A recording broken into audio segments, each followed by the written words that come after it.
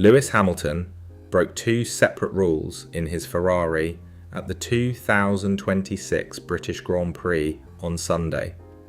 He jumped the start and then he blew a yellow flag at Silverstone, and he still walked out of his home race with the trophy in his hands. He was certain it was gone. By his own admission, Hamilton walked into that Silverstone stewards room already believing he was about to hand the podium back. He didn't. He got a reprimand, a formal telling off that costs nothing, no time, no places, and he kept third for Ferrari at his home race. Rival fans, and even a few pundits, are already lining this up next to other calls this season that went his way, and asking one very sharp question: are yellow flags actually optional now, or only when it's the 7-time champion, in the red Ferrari, at his home race in front of a British crowd? That's the real story here, not what he did, why the stewards decided he should keep it, and whether any other driver on that 2026 grid walks out of that room still holding the trophy. This is F1 Verdict. I'm Ryan. Let's start where Hamilton's afternoon started falling apart, which was before the race even got going. Hamilton went early. The FIA's timing system caught his Ferrari moving before the lights had gone out at Silverstone. An automatic 5-second penalty for a false start. No argument. No interpretation. His own explanation afterwards was almost sheepish. He said his hand just moved, that he did not mean to do it. And I believe him, and nobody jumps the start of the British Grand Prix on purpose. But intention does not matter to the rulebook. The clock says you moved, so you take the 5 seconds. He served that penalty at his first Ferrari pit stop, which is the least damaging way to take it, and for a while it looked like it might not cost him anything real. Because the race came to him. Ferrari were quick all afternoon. Charles Leclerc, Hamilton's own Ferrari teammate, was leading, and Hamilton was running right there in the podium fight in the second red car. Then the end of the race turned into chaos, and this is where the 5 seconds nearly turned into something much bigger. Late on, the safety car came out after Max Verstappen spun his Red Bull into the gravel. Ferrari made a call. They pitted Hamilton, expecting the race to go back to green for one last lap. If it restarts, that's a smart move. Fresh tyres, track position, maybe even a crack at second. Except it didn't restart. The race stayed behind the safety car to the flag, and because Ferrari had pitted him, Hamilton dropped behind George Russell's Mercedes, which stayed out. So the podium he crossed the line with, third, was already a downgrade from the second place his Ferrari had been running. So he's already lost time to a false start, already lost a position on a Ferrari strategy gamble, and he's sitting third at his home race thinking that's the end of the bad news. It wasn't. Because while all of that was happening on track, a rival was on the radio. Lando Norris, running behind him, gets onto his McLaren engineer and says it twice. Lewis is overtaking everyone. Overtaking everyone. We don't know exactly what Norris was pointing at, and Norris himself didn't spell it out. But when a driver says that on an open radio channel that the whole world can hear, the stewards hear it too. And shortly after the flag, the second investigation landed, and this one could actually take the Silverstone trophy off Hamilton. Here's what they were looking at. Lap 38, turn 9 at Silverstone. A yellow flag out because Nico Hulkenberg's Audi had stopped at the side of the track. Under a yellow, the rule is simple, and it is sacred in this sport. You slow down, meaningfully, because there is a reason that flag is out. The steward's note said Hamilton did not make a discernible reduction in speed through that zone, and a yellow flag breach is not a slap on the wrist. Drivers have lost pole positions, race wins, whole weekends over yellow flags. If they decided he ignored it, even a 5-second penalty drops him from third to about 14th, because the 2026 British Grand Prix finished under the safety car. That's why Hamilton, when he was asked about it straight after, basically shrugged and said he'd probably get a penalty and probably lose it. He thought it was gone. And this is the pivot, because the stewards did not take it off him. They looked at exactly the same incident that could have ended his podium, and they handed him a reprimand. A reprimand is essentially a formal telling off. It carries no time, no places, no damage to the result. Hamilton's first reprimand of the season in the Ferrari, and it cost him nothing.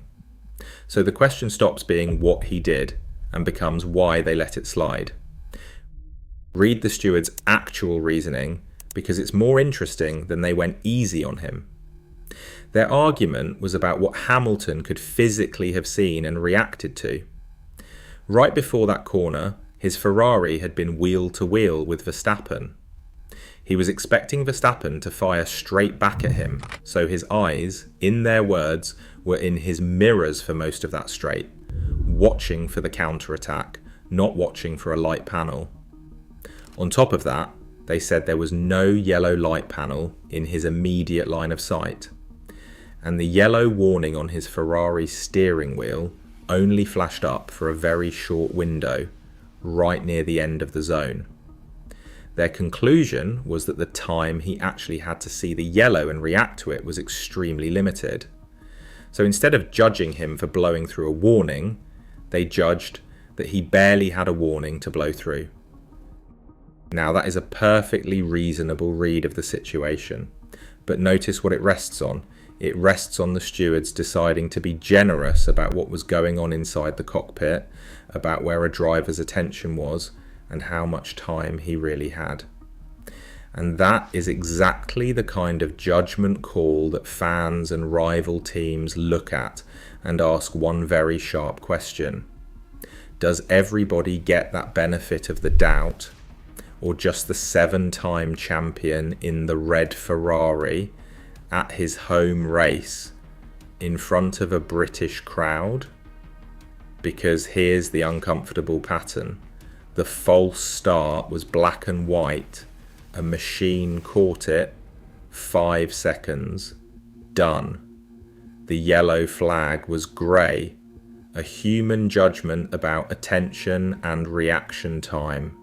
And the grey one is the one that went his way. I'm not telling you the stewards were biased. Their reasoning is written down and it hangs together. But I understand completely why a McLaren fan or a Mercedes fan or anyone who's watched their own driver get pinged for something similar watches Hamilton keep a home podium in that red Ferrari after 2 separate run-ins in one afternoon and feels like the standard moved. When the outcome swings on where his eyes were, you're always going to get people who think the eyes that matter are whose name is on the car. And it's not like Hamilton himself came out swinging to defend the day.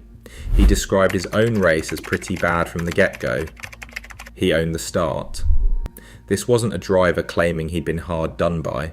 It was a driver who knew he'd made a mess of it and then got handed a lifeline he wasn't expecting.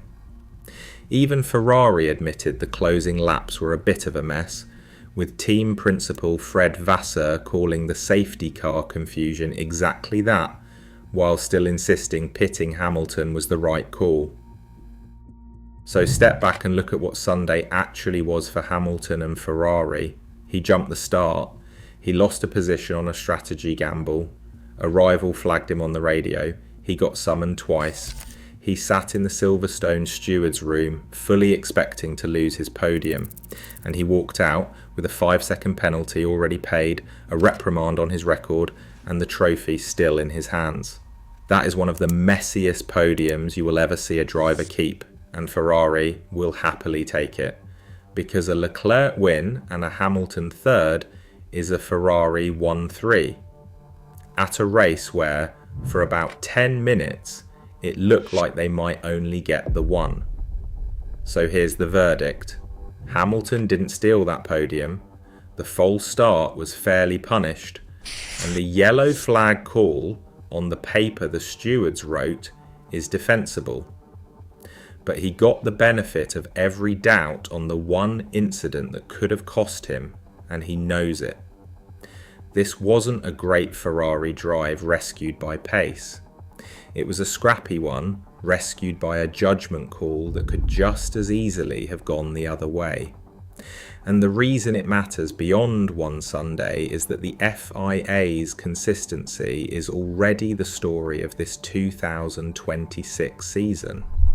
Every one of these grey area calls goes in the ledger, and get enough of them landing the same way, and fans stop asking whether he broke the rule and start asking whether the rule even applies to everyone equally. So I'll put it to you, if any other driver on that grid had jumped the start and then blown a yellow flag at their home race, do they keep the podium? Or does only Lewis Hamilton get the benefit of the doubt at Silverstone? Tell me down below. Because I think the answer says a lot about how you see the stewards this year.